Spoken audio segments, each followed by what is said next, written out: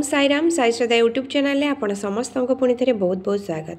आज मुझे आसी आपण मानी बिना प्याज रसुण बिना काजू मगज पनीर रे गोटे बहुत ही सुंदर मिक्स वेज रेसिपी। तो ये रेसिपीटी बनायापाई मु कौन सब इनग्रेडिएंट्स यूज करी प्रथम आपन को कहीदे। एथिरे फास्ट देखो मुझे नहीं किसी बादाम बादाम जोटा कि काजू मगज बदल में यूज करुँची और तार टेस्ट को से पूरा बजाय रखिबो। एबे मु सेतिरे नहीं किसी आलू किछि फूलकोबी बीन्स बंधाकोबी और किछि काबुली बुट आपण को मन पसंद ना आपण किछि भी परिबा यूज कर परिबे। एबे मु इंडक्शन ले गोटे पैन गरम करूची और सेतिरे किछि पानी ऐड करूची। पानी टिके फुटी गला परे ना सेतिरे मु बादाम दउची। तो ये बादाम मु मोर 2 ରୁ 3 जण मेंबर को पाई मु मसला को यूज ऐड करूची। आपण जदि अधिक मेंबर पाई बनेबे मसला को कम बेसी करें। देन से मुझे गोटे मीडियम साइज्र टमाटो और किसी सुखिला लंका ताकू भल भाव सीझे काढ़ी नेली। एबे से गरम करुच्ची गोटे कड़े कड़े टी गरम हो गला ना से ऐड करुच्ची किसी रिफाइन ऑयल एवं रिफाइन ऑयल टी गरम है से दौची काटिकी रखि सब परिबा गुड़िक। तो आपड़ चाहिए ये परिबा को भल भाव भाजी पारे बट मुझे परिबा को अल्प तेल दे टिके माने भाजी नौची कहीं आपण एमती भी रिफाइन तेल जिते कम यूज करेंगे देहपाई भल यहाँ मुझे आपको आगुरी भी कही। तो से ये मु अल्प तेल यूज करी परिबा को भाजी नौची। आपण चाहिए परिबा को छांकी मध्य पारिबे किंतु विश्वास करंतु टेस्ट रे कौन से फरक आसबनी टेस्ट बहुत ही भल रहिबो। तो ये देखो परिबा को ढांकुड़ी भल भाव मुझे टिके सीझे भल भाव फ्राए कर नहीं। एबे मुझे गोटे प्लेट को ट्रांसफर कर नौची। तो ये देखो परिबा सब आमर भाजी हो सारी।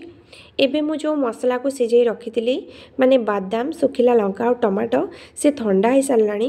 एबे मु ताको गोटे मिक्सिंग जार को नहीं भल भाव गोटे पेस्ट प्रिपेयर करी।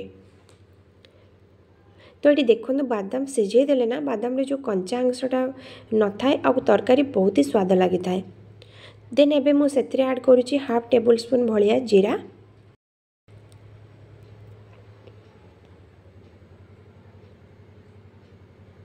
एबे से दौची किछि अदा। तो ये जीरा और अदा को दे से मुझे किछि पानी मु जो पानी को फुटे थी बादाम और टमाटो को जो पानी रे फुटे थी तार जो एक्स्ट्रा पानी को ही मु मिक्सिंग जार रे दे भल भाव गोटे फाइन पेस्ट प्रिपेयर करनी। तो ये देखो मसला आमर केते चिकन ही बाटा है आपण भी मसला को यही भाया ही बाटे। एबे मु सेम कड़े रे आउ किछि रिफाइन ऑयल गरम करुच्ची और तेल आमर टिके गरम हो गला परे ना से मु दौची 2टी तेजपत्र गोटे गुजराती आउ किछि डालचीनी आउ दौची 2टी कंचा लंका। आपण को पसंद अनुसार आपण किछि भी गरम मसला को यूज कर पारिबे। गरम मसला आमर टिके फुटी गला परे ना मु जो मसला को ग्राइंड कर रखी से मसला को देई ताको भल भाव कषि नेबे। तो एबे से देबे स्वाद अनुसार किछि हळदी किछि लुण और किछि लंका गुंड। तो आपण जदि अधिक राग खाउथिबे ताले लंका गुंड आउ टिके अधिक यूज करि परिबे। ताकू देई मसला भल भाव पूरा कषि नेबी। तो ये देखो मसला आमर केउ भलिया तेल रिलीज होलानी। तो ए स्टेज रे मु एथरे जो ग्राइंडर रे आमर किछि मसला लागि जाइतिला सेतरे मु टिके पानी देई से पानी को मु मसला रे दे दउची। एबे ताकू देई आ किछि समय भल भाव फुटिबा पाई छाड़ी देबी।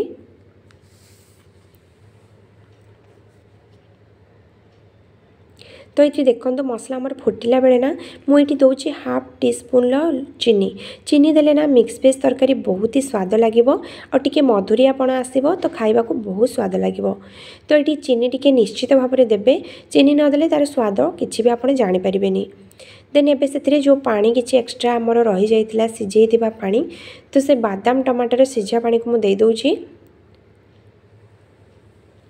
देन मसला ये आ टिके फुटी गला परे मसलार कंचापण पूरा चली जाइथिबो। एबे सही स्टेज रे ही मु जो वेजिटेबल्स को सब भाजी रखी ना ताकू देई भल भाव मिक्स करिवे।